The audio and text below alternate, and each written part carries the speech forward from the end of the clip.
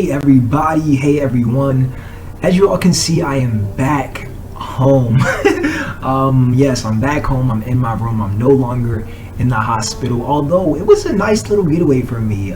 Maybe not under the most ideal circumstances, but I'm grateful for the experience. But I'm even more grateful to be back in my space. And at this current moment, I feel amazing. I feel great, guys.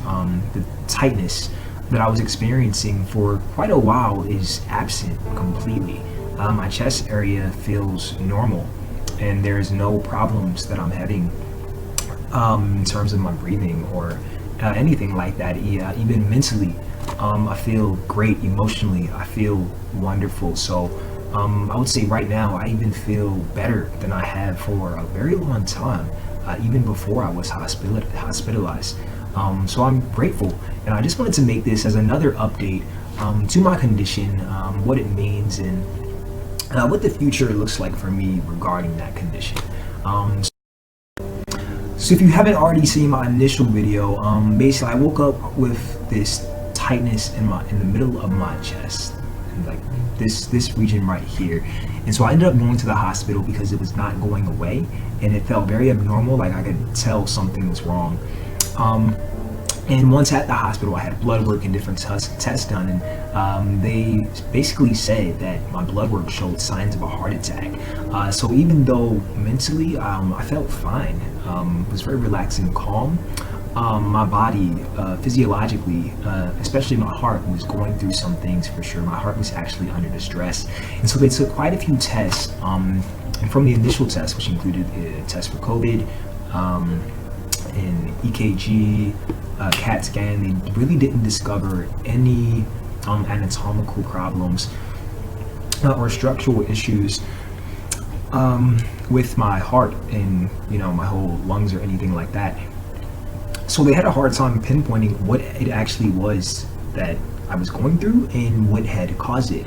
But the last test that I took, which was an ultrasound, a small sac of fluid was discovered outside of the lining of my heart, and it was concluded that I had a form of pericarditis.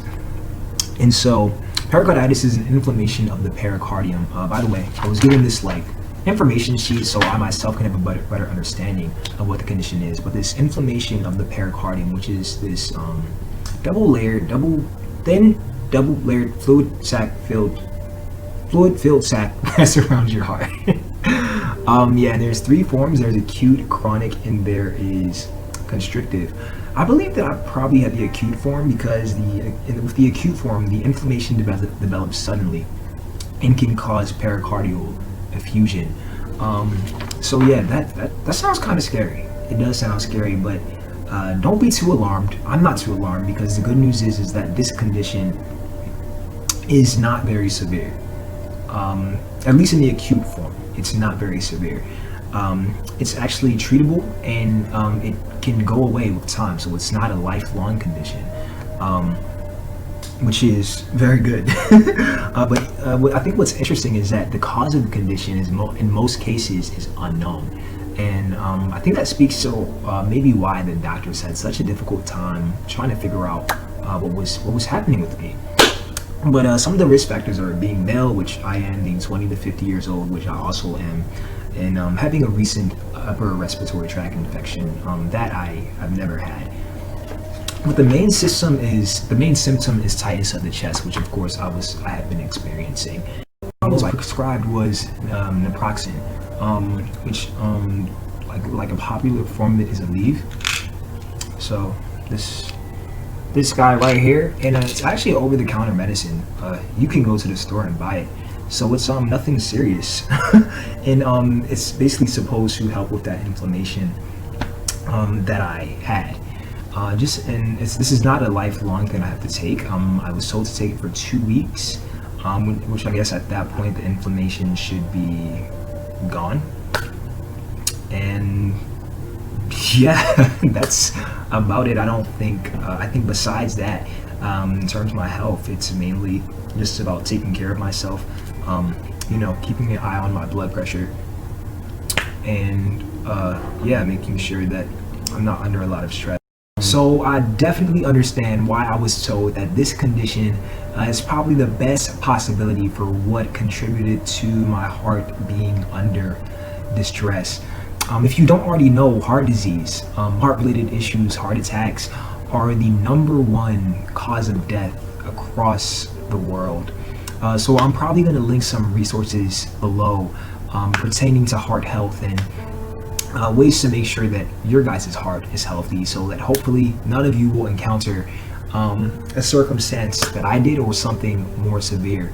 But I would be remiss if I did not acknowledge the continued love, support, and encouragement that I've been receiving, even now that I'm back home and feeling great and healthy. And so thank you all, thank you everyone who has been with me through this journey.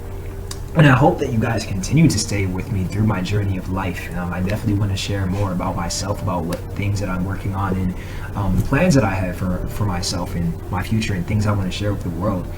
But I also just want to implore everyone to not just check on those and encourage those and look out for those who physically and on the outside are obviously going through a difficult circumstance, but also to check on your friends and your family, the people that are in your life that appear to be healthy, because many of us are going through things behind the scenes emotionally that can't always be seen, things that we aren't talking about with anyone, but though things like that can be very painful.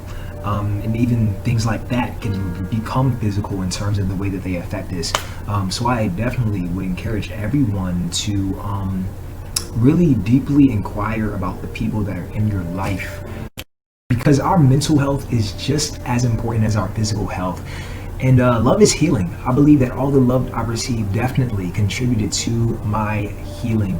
And if you're someone that feels like that you are dealing with something, maybe you don't have pericarditis, but you're going through something personal that you haven't had the chance to discuss or talk to about anyone or open up to about, and maybe you feel like you're going through a journey alone, a personal battle, a singular battle, I would encourage you to reach out and try to get some love. Talk to a trusted individual that you can open up to and that will be able to comfort you and maybe even support you in getting through whatever that is. So yeah, that is my call to action if you're watching, and thanks for watching.